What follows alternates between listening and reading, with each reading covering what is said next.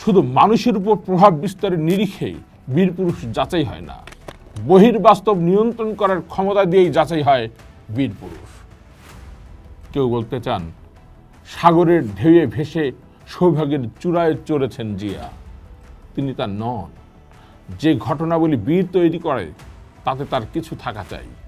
জিয়া ছাড়া কার এত জনপ্রিয়তা ছিল যিনি সৈনিক ও অফিসারদের মধ্যে শৃঙ্খলা ফিরিয়ে আনতে পারতেন? জিয়া এদের সবার হাত থেকে দেশকে শৃঙ্খলায় ফিরিয়ে এনেছেন। তবুও কথা ছিল, তবুও কথা থাকে। এমনকি তলাবিহীন ঝুড়ির ফুটো সেলাই করার মিস্ত্রিও তিনি। কৃষিতে, গার্মেন্টসে জনশক্তি রপ্তানি সহ আর্থিক খাত সংহত করলেন জিয়া। জাতীয় সংহতি শুধু সামরিক বাহিনীর ব্যাপার না, ক্ষুধা দারিদ্র্য থেকে রক্ষাও সংহতির অংশ।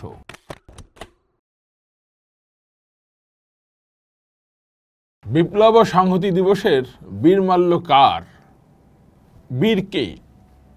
বীরত্ব কোন কোন উপাদান দিয়ে গঠিত যার কারণে লোকে তাকে বীর বলে? এটা নিয়ে ক্রিস্টোফার কডওয়েল একটা প্রবন্ধ লিখেছিলেন। আহমদ ছবার দুর্দান্ত অনুবাদে পড়েছিলাম নষ্ট যৌবনে। ক্রিস্টোফার কডওয়েলকে বলা হয় এ যুগের এরিস্টটল। তিনি 1937 সালে স্পেনের ফ্যাসিস্ট বিরোধী লড়াইয়ে আন্তর্জাতিক ব্রিগেডের সৈনিক হিসেবে যোগ দিয়ে শহীদ হন। বীরত্ব কি? ব্যক্তির ব্যক্তিত্ব? না, কারণ সহজ ও বৈশিষ্ট্যহীন ব্যক্তিত্বের অধিকারী মানুষেরাও বীরে পরিণত হয়েছেন। তাহলে কি সাহস বলবো?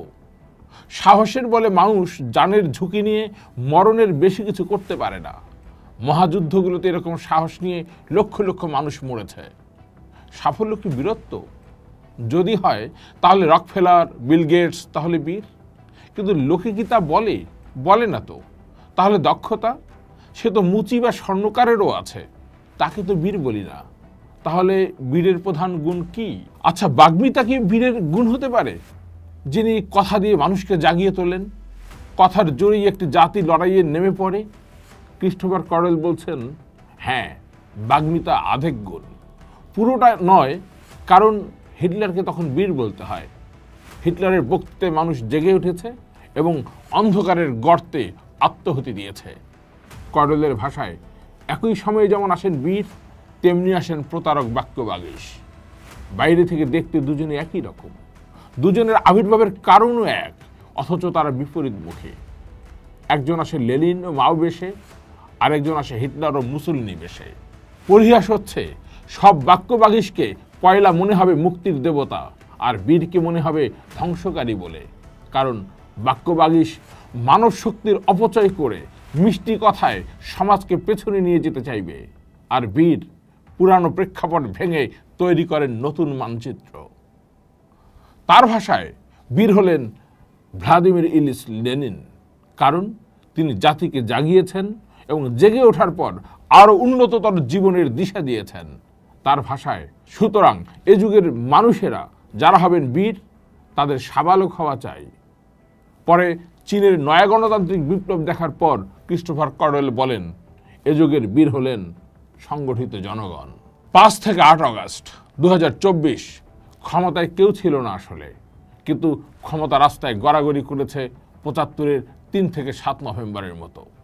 একদিকে মুস্তাকগং, আরেকদিকে মুক্তিযুদ্ধের কে ফোর্সের অধিনায়ক খালেদ মোশাররফ বীরত্তম, আরেকদিকে কর্নেল আবু তাহের বীরত্তমের নেতৃত্বাধীন সিপাহী জনতা। মুখোমুখি ত্রিপক্ষীয় দ্বন্দ্বের ফলাফল 1 বীরত্তমের দেশত্যাগ আর 2 বীরত্তমের মৃত্যু।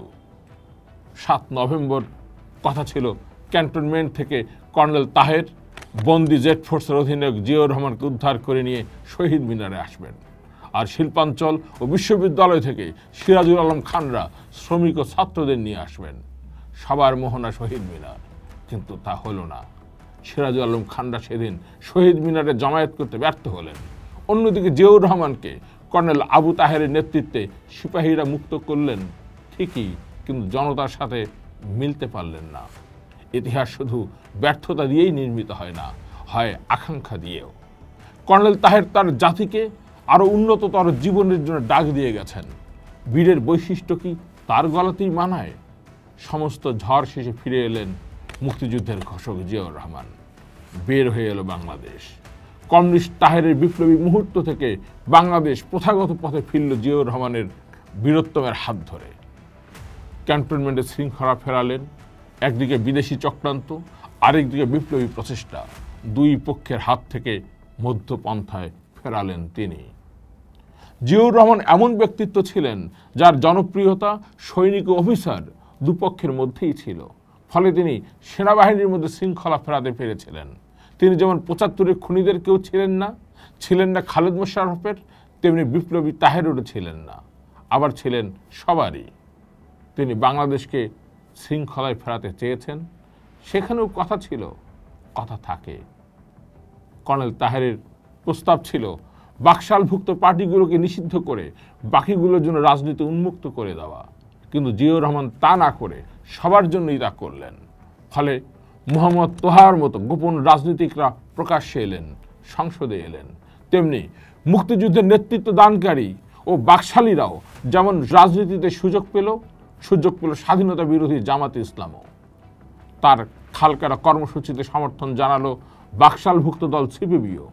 কেউ কেউ ঠাট্টা করে বলেন লীগের জনক দুইজন, একজন মৌলানা ভাসানী, আরেকজন জিয়াউর রহমান, কারণ শেখ সাহেব নিজেই আওয়ামী লীগকে বিলুপ্ত ঘোষণা করেছিলেন। ক্রিস্টোফার কডওয়েল, যাকে বীর কল্পনা করে প্রবন্ধটি লিখেছিলেন, সেই টি লরেন্সও বুর্জুয়া মালিকানার বিরুদ্ধে বিদ্রোহ করেছিলেন। তিনিও সেনাবাহিনীতে যোগ দিয়েছিলেন। সেনাবাহিনীকে বুর্জুয়া মালিকানার অংশ মনে করতেন। শ্রমিক রাজ কায়েমের অতৃপ্ত বাসনা তাকে তাড়িয়ে নিয়ে বেড়াতো, ঠিক আমাদের কর্নেল আবু তাহেরের মতো। কর্নেল আবু তাহের মানুষের চেতনা নিয়ন্ত্রণ করতে পারতেন, কিন্তু জিয়া ঘটনা প্রবাহ নিয়ন্ত্রণ করতেন।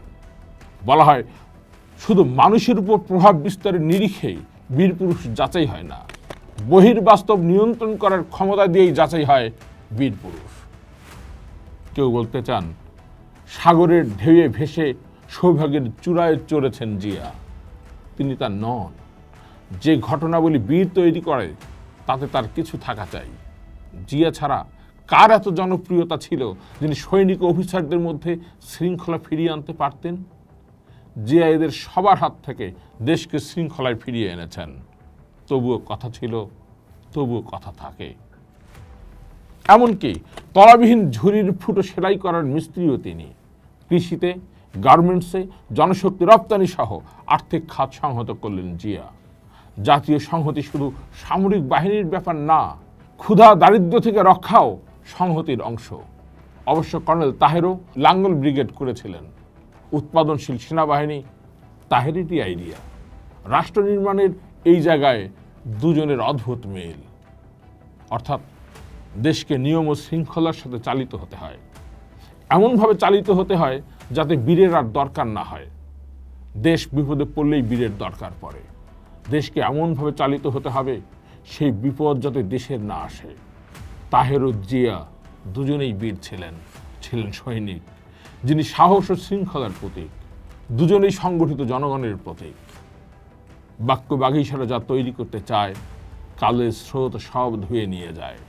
অন্যদিকে কাজ শেষ করার আগে বীরের মৃত্যু হতে পারে, কিন্তু তার শিক্ষা বেঁচে থাকে। যে লক্ষ্যের জন্য তিনি সংগ্রাম করেছেন তাই তাকে স্থায়িত্ব দেয়। ভবিষ্যৎ ছাড়া বর্তমানকে কি কোনো কিছু স্থায়িত্ব দিতে পারে? গ্যালিলিওর শাস্তি ঘোষণার পর তার শিষ্য আফসোস করে বলছেন, দুর্ভাগা সেই দেশ যে দেশ গুণীর মূল্য দেয় না। শিষ্যকে থামিয়ে দিয়ে তখন গ্যালিলিও বলেন, না, দুর্ভাগা সেই দেশ যে দেশে গুণীর দরকার হয়।